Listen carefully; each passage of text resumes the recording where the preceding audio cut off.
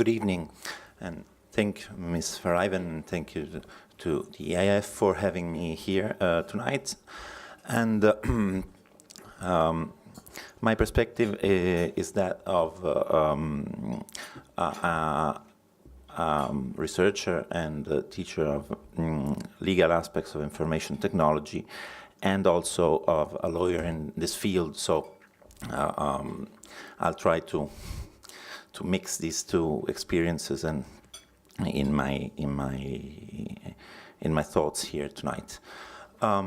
When I received the invitation and started thinking about what I would say tonight, the first thoughts that came to my mind about content portability were about what happens in the satellite broadcasting field, where we have a country of origin principle, which is in fact a legal fiction allowing the spillover of the broadcasts outside of their natural territory. And we have satellite broadcasters with their own programs and broadcasts, with all the advertising and all the licensing regimes which are thought and contracted for national use, but have a cross-border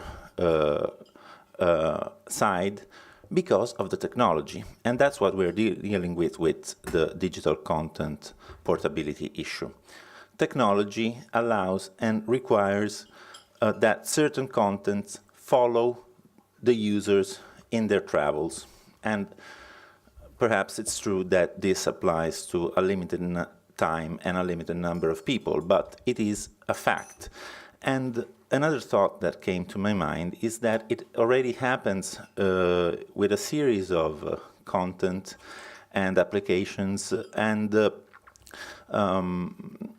we should realize that, because it has been said that you should download content to use it in outside of your country. But is it a legal fact? Is it a legal use? I've seen a few licenses, and I won't say which licenses, which really restrict use of downloaded content and downloaded applications and downloaded software, referring to territory. So actually, when I came here this morning with my phone in my pocket, I was thinking that when I activated software and I listened to music and maybe I saw some video in the phone, I was using content outside of my territory, and some content was outside the licensing regime.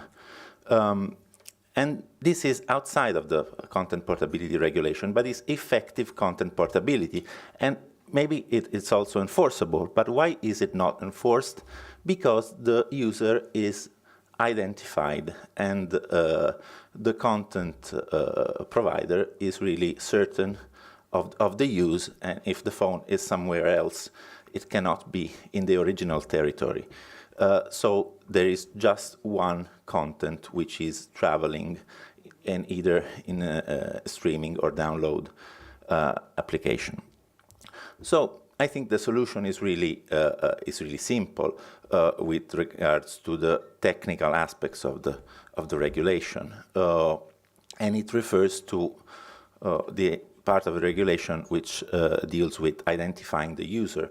When there is a positive identification of the user, or I would say of the user account, there can also be a restriction of the use in other territories. So just one legitimate use wherever in the EU the user is. And also the concept of temporary presence is, I think, pretty straightforward from a legal view. Then we can have a contract side of the matter, but and I realize this can be more tricky, but from a legal view, if someone is temporary outside of its normal place of residence, is when he is not in his place of residence. And this refers to where the user is registered as resident. If I'm resident in Rome, I'm in Brussels, I'm not in Rome, therefore I'm in a temporary place.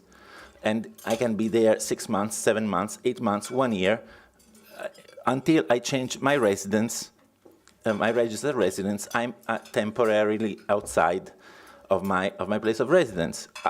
There are, study permits and ways to render the residence less temporary, but this is the legal regime of temporary presence. And does this have serious consequence of content use? And I guess not, because as long as the user brings all of the digital environment with his travels, or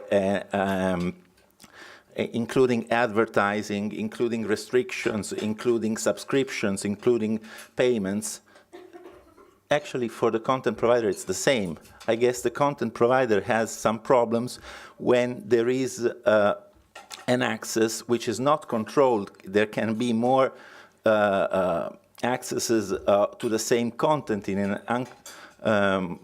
without certainty of the subscriber's identity.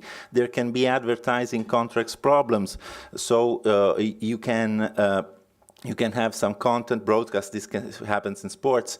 I remember in the satellite industry there were problems with Formula One transmissions, because the advertising was not the right one, and so you in the territory, and you have also the problems in the movies, of course, with the languages for which the film is licensed. But as long as you have the right subscriber with the right subscriptions to the right content which is licensed for that subscriber's territory, and you bring all this digital and contract environment along, this should be feasible, as it is feasible in the satellite industry. And otherwise, you would have to do a more vast discussion on, which included, and Professor Hugenholz has mentioned this, software and all the content we normally bring with us in a digital way. And just one last remark about, I've seen some discussion about the identification and blocking through the IP address. And this has reminded me of some legal cases we had in Italy about, and which activated our privacy agency. Because if you try to restrict content access by analyzing the IP address, this implies or can imply establishing who the user is and associating a name with an IP address. And this generally attracts attention of a privacy enforcement agency. Whereas now you just see where a user is, but not who the user is. And this is something maybe which requires further analysis. Thank you.